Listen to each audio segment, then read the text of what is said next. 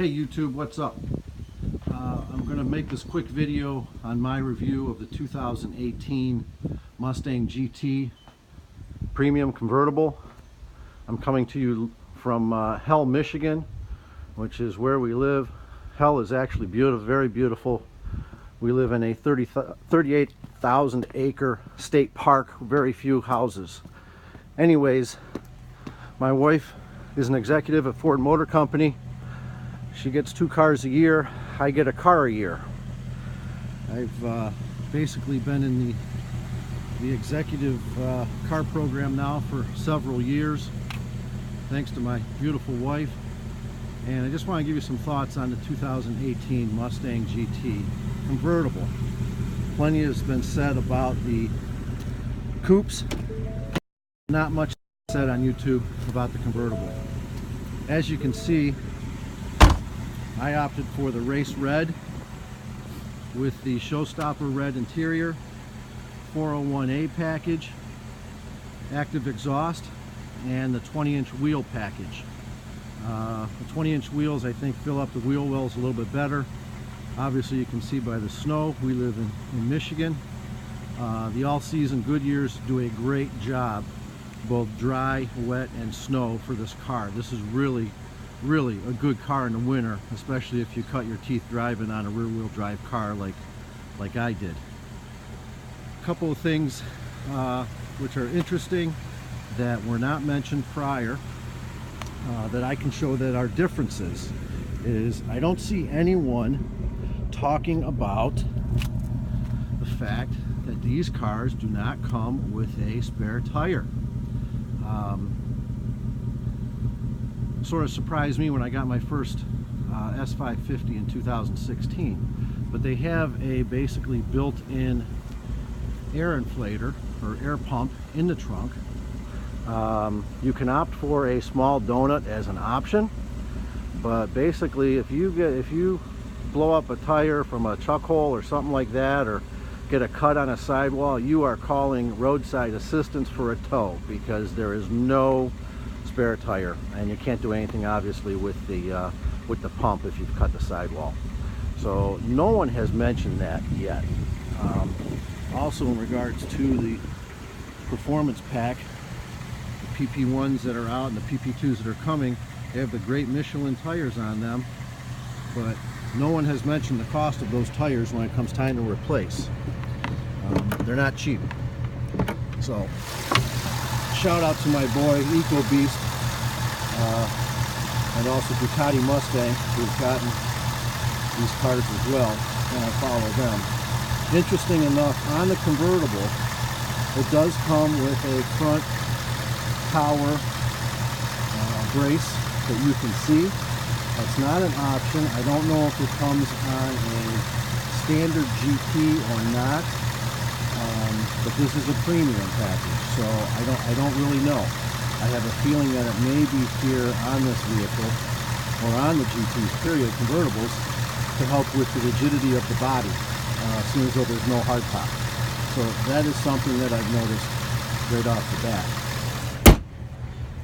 bat. As far as the interior of the car goes, it's basically the same as it has been.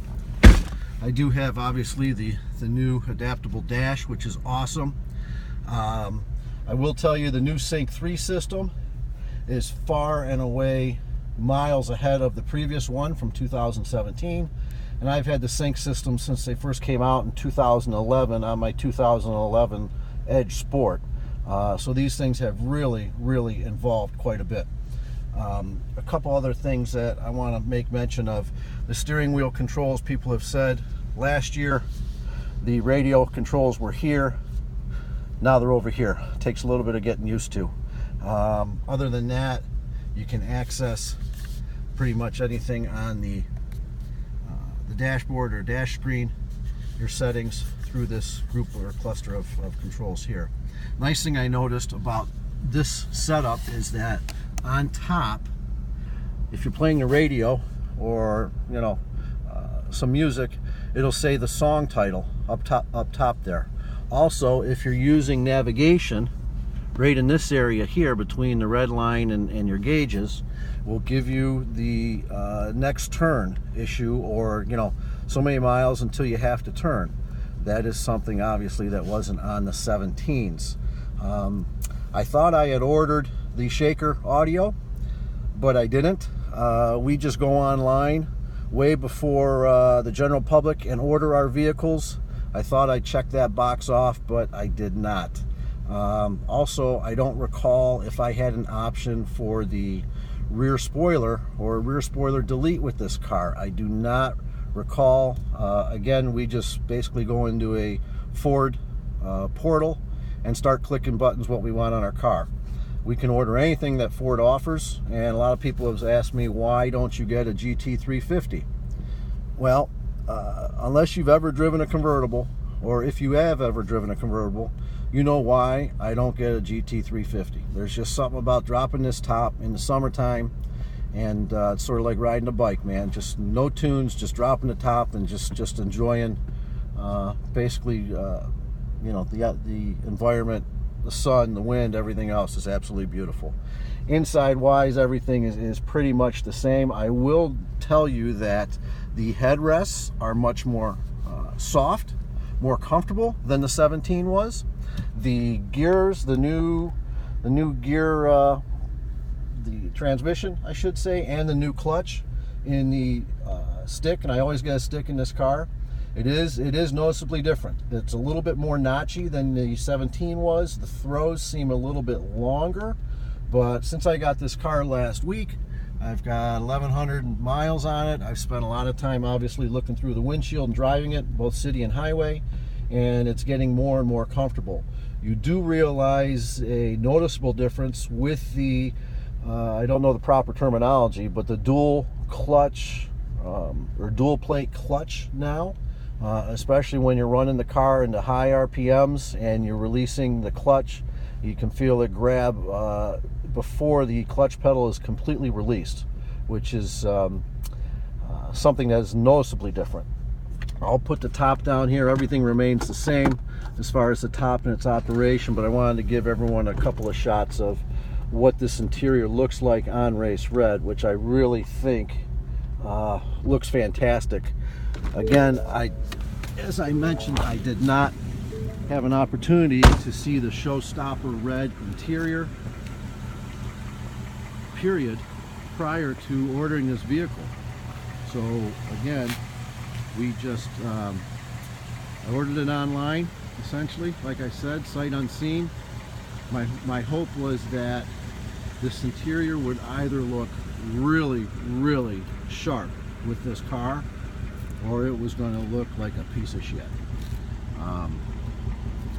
Fortunate enough, thankfully enough, this thing matches perfectly, and I've had the black and red before, but I really like the showstopper red in this car, especially with the top down. I think this thing just looks balls out. I went with the 20-inch wheel package. I'm not a black wheel guy. My 2016, I did have the black accent package, race red. It was okay, but I think this is more of a classier look. I still would like to see Ford. I know they offer a bunch of wheel packages this year. I know they offered a 5-spoke chrome wheel, but it's I think a 19-inch. If they came out or offered a 20-inch 5-spoke chrome wheel, sort of old school, I would jump on that all day long. But just wanted to point out some differences that I have noticed. As I said, not many people talk about the convertible. They're talking about the coupes. And in closing, I don't know if it's the additional 25 horsepower or if it's the new transmission, or if it's the part of the direct injection now on the engine, on the Coyote. But this thing just seems head and shoulders above the 2017 and 2016 identical cars. And the one thing I will tell you is, from pictures and YouTube, the front end of this car just looks awesome in person. Pictures and videos do not do it justice, as well as the active or adaptive exhaust. I'm sure it sounds great in the coupes, but in the convertible, this thing is just incredible. I just can't say enough about how much I enjoy the active exhaust. Please post your comments if you have any, and thanks for watching.